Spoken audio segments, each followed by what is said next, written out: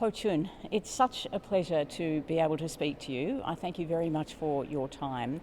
I want you to start by telling us your story, which is really unique, okay, about being a baseball umpire Yeah. and the challenges you had here and how Australia came into that story. Okay, thank you so much. Aussies and Australian always very meaningful to me because I began to be a baseball umpire since 2006, and at the beginning it's very, very, very tough because there was also thing that no skirts allowed. But I really want to be an umpire. So in 2009, the Aussies came to Taiwan for the World Cup, and I was interpreter by that time. And you know what? At the beginning, when I tried to be a baseball umpire, they told me that don't touch it, don't touch the gear, don't touch the ball. And when I was interpreter for Team Aussies, and they even see with me that somebody tell me to out of the dugout because women were not allowed to be there. And Aussies say, what? No way, and asked me to stay over there, and they even play baseball with me and encourage me that if you want to do it, you can do it. And they let me to practice as a plant umpire, call behind the catcher when they practice, and the catcher told me that you just do your job. I don't care the umpire is male or female as long as he or she make the call right, and that's it really inspired me. And after they go back to Australia, they told me to download the Facebook, and they told me that keep posting your photo of being an umpire and believe you can do that. And that's so meaningful because I feel that's the first time people believing in me, and even the coaches and the players told me that I play in major league. I say you can do it. So that's really inspires me. And then I got the determination to keep umpiring, and then I tried to umpire in Hong Kong, and I met Mr. Mark Gooding, who was an umpire from Australia, and invited me to umpire national women's tournament in Australia, in Keelung.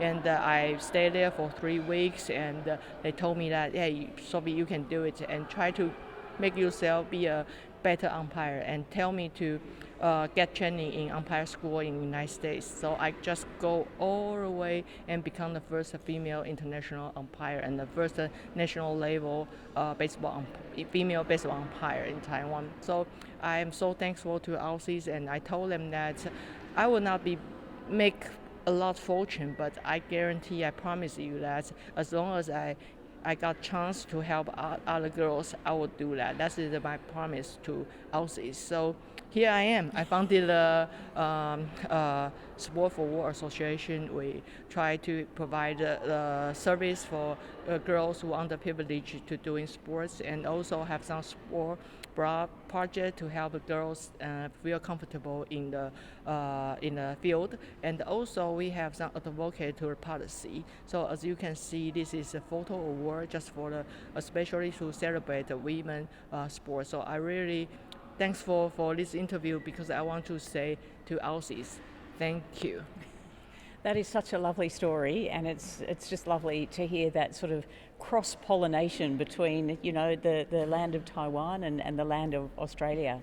But the work you have been doing with Sport Forward Association, what is the situation with women's sport and women athletes in Taiwan? Okay, that is very spooky. That actually the female athletic, I mean professional aspect is performance well, even better than men in the Olympics and the Asia Games. However, women sports still support limited in Taiwan, no matter in public budget or ad.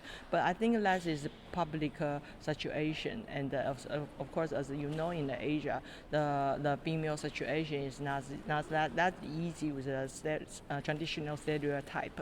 But I'm very, I think we are very lucky, and I think we are very proud as Taiwanese, because our government quite support the gender equality policy. So even our president attended the ceremony to show her support. So we have the strategy step by step to development the women's sports, and we want to not development in Taiwan. We would like looking for the further collaborations in Asia Pacific. And I'm so happy that we have the chance to have you in Taiwan, because I believe that I've been to Australia and Auckland IWG last year, and that's what really impressed me, that how Australian government help out other countries around Australia, and that's what I say to our president yesterday, that we can learn from Australia, that maybe we can do something benefit to South Asia, and draw sports to not just promote sports, is use sports, draw sports we can promote and help out the girls, empower girls, and the human rights, inclusive diversity in Asia.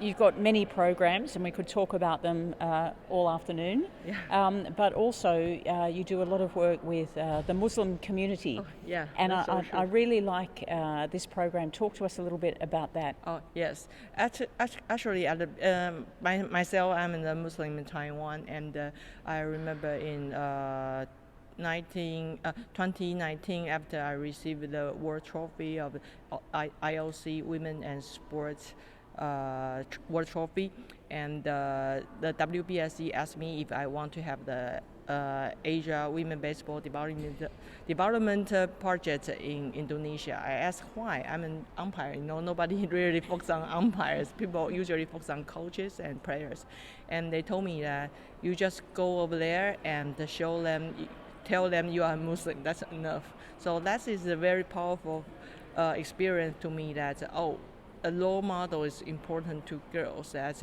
because we have the common religions, and even we face the same situation, like a hijab, like our family pressures, and but we make a deal that please stay in the school and keep your education, because with your education you will have your choice for your life, and we have an appointment that we can meet in Asia Cup in 5 years later, and I want to umpire you again 10 years later in World Cup.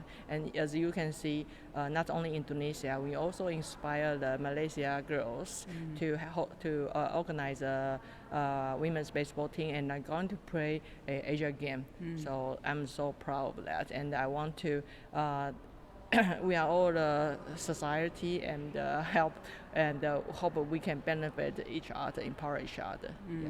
So sport is playing quite a role, as we've heard through a 2-day conference here, and we hope it continues. And the one thing I have no doubt about is that whatever changes happen in the future, you'll be right there at the centre of it, because you're a real driver, you're a real force of nature. Congratulations on all the work you do. Thank you so much. You are a legend in Taiwan as well, so it's my great honor to meet you.